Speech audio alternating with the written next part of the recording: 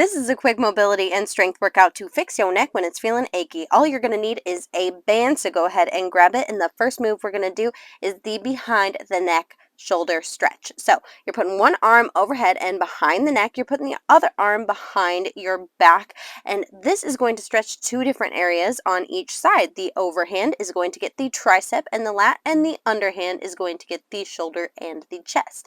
Make sure you keep your chest nice and proud, your head up, and you're going to contract and relax each muscle group as you pull and push between the two. Now your next one is your external rotations. You're going to put your elbows at 90 degrees with your palms up, your shoulder back, and your chest up.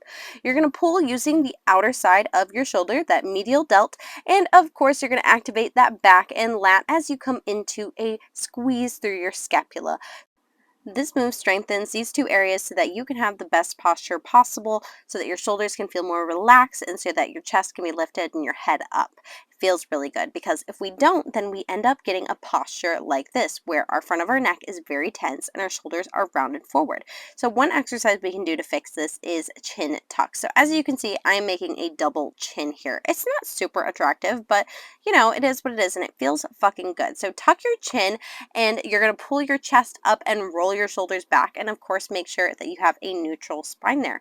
Once you get there, you're going to very gently relax and contract your cervical extensors, or the muscles of your neck, tucking your chin back and lifting your head up as if you had something like a string pulling your head up and back at the same time. Now we're going to move into a neck stretch. So if you have trouble with chin tucks and you're realizing, oh my gosh, my front of my neck is really tight, this is going to feel so good. So first you're going to put your hand under your butt. First sit on your palm and then notice your shoulder positioning. Is it coming forward and rounding? No, we don't want that. We want it pushed back and actively engaging the muscles of the back to hold it there.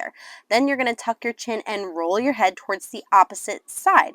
You're not going to roll it towards the other side at all in this exercise. You're only going to be going away from the hand that is tucked under and lifting up, but you're not going to be making circles and making your neck go all crazy. You're going to specifically look up and over so that you can stretch that front side of the neck of the arm that you are working. This is going to give you incredible leverage so that you can stretch that front side of your neck, and it feels so good. So there we are. We're working on that sternocleidomastoid muscle, which is that muscle right in that front that goes from your clavicle all the way up towards your ears, and we are looking up. But notice I am always sideways and never going straight back. The next exercise we're going to use to strengthen the muscles of the neck and the upper shoulders, including the traps.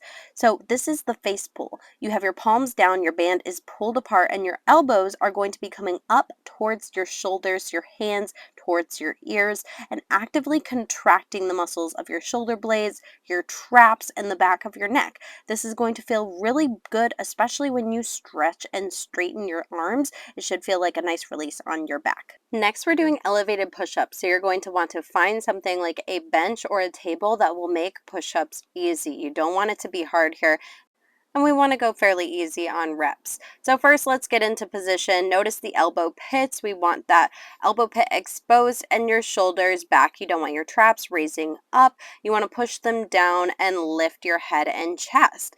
Now from here, we're going to bend the elbows at about a 45-degree angle and then push away. Again, let's just look at that positioning here, because it can make a big difference in how you feel and how functional this is. We want a straight line going from hip to shoulder to head.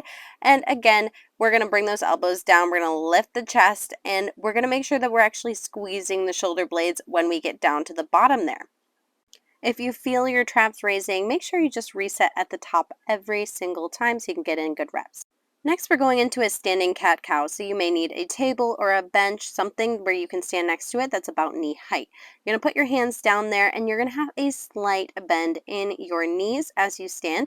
And we're going to round the shoulders, tuck the chin, and get a big stretch in that back and through the shoulder blades too. And then we're going to pull the shoulder blades back. We're going to arch the lower back, and we're going to lift the head and the chest. So we should be seeing a little arch, or at least neutral there.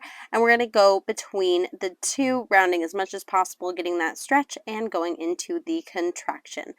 So after doing about 5 to 15 reps of one set of each of those exercises, we are feeling good and ready to go.